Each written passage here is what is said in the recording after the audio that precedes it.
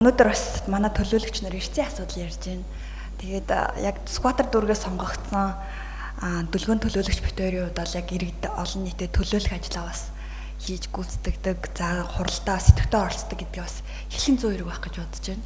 Бид нар бас нэг асуудал ярихаараа нийтээр нь ярьж байгаа юм шиг хэлэхэд иргэд бас буруу зүрх ойлголт авах бах. Тийм учраас бас лайв үзээ сууж байгаа манай дүүргийн одоо иргэдтэй бол хоёр төлөөлөгч нь бол за хуралдаа эрттэй сайн оролцдгоо гэдэг бас хэлхэн зөөрг бахаа гэж бодож байна тий. Нэгдүгээр за хоёрдугаар та мэдээж бас бүгдээрээ эрт ярьж байна. Тэгэхээр би скватер дүүргийн хадсаг даргаыг бас асуумаар байна. Өнөөдөр ирсэн байна уу? Одоо ингээд бүгдээрээ эрттэй одоо ингээд төлөөлөгч нарыгаа анх одоо хүндлэх гэдэг юм уу нийслэлийн эрдийн уралдааг хүндэтгэлтэй хандах энэ асуудлыг өнөөдөр ярьсных бас скватер дүүргийн хадсаг даргаыг бас ярмаар байна. Тэгээд одоо ингээд цэцэг дарга нэг байхгүй энд хурлын цэцэл үйл ажиллагаа явуулаад байдаг. Иргэдээс маш их санал хүсэлт ирдэг. Тэгээд энэ үеэрээ бид нэр ганцхан уулзах боломж олддог. Тэгээд хурлынхаа үеэр уулзах гэхээр ингээ манай хуралд ирэхгүй бол дүүрэг орон нутагт нь зорж очиж гуйж очиж уулзах хэрэгтэй байна гэж бас бодож байна. Тэгээд албан шаардлага, албан бичиг эсвэл одоо ингээд бусад зүйлээр холбоо барих гэхээр дандаа орлогчтой яриарай. Орлогчоос нь цэцэг даргалын хариу явуулахаар, албан бичиг явуулахаар орлогчоос нь хариу ирдэг.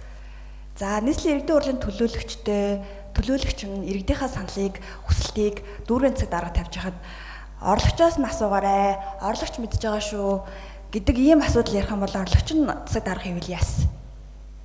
Эсвэл цэцэг дарга нь өөрөө ажлаа сайн хийвэл яас. Энэ скватер дүүргийн бүх асуудал нийслэлээр бас хэвээ явагдаж байгаа юм байлгүй дээ. Дүүрэг нь хог шороонд дарагдсан.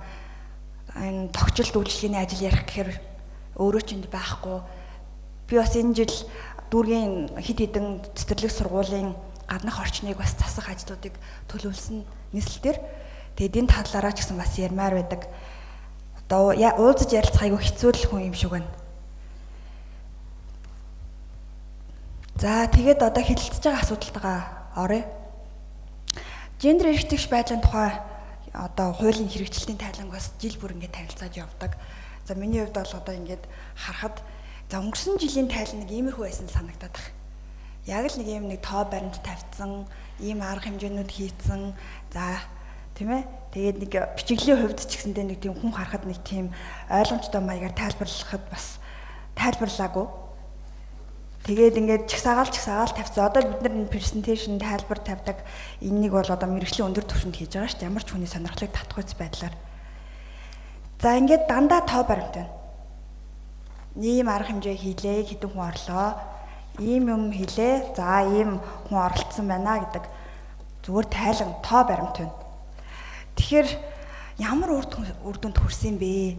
Энэ арга хэмжээнүүдийг хийгээд яг энэ гендер эрхтгч байдлыг хангах тухай хуулийн хэрэгжилтийг энэ оролцсон хүмүүс чинь бүрэн дүрэн мэдэж авч чадсан юм уу?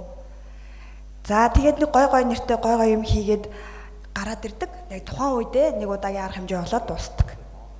Нэг тийм нөлөөллийн аянгуудаа бас сайн явуулах хэрэгтэй болов уу гэж бодоод байна.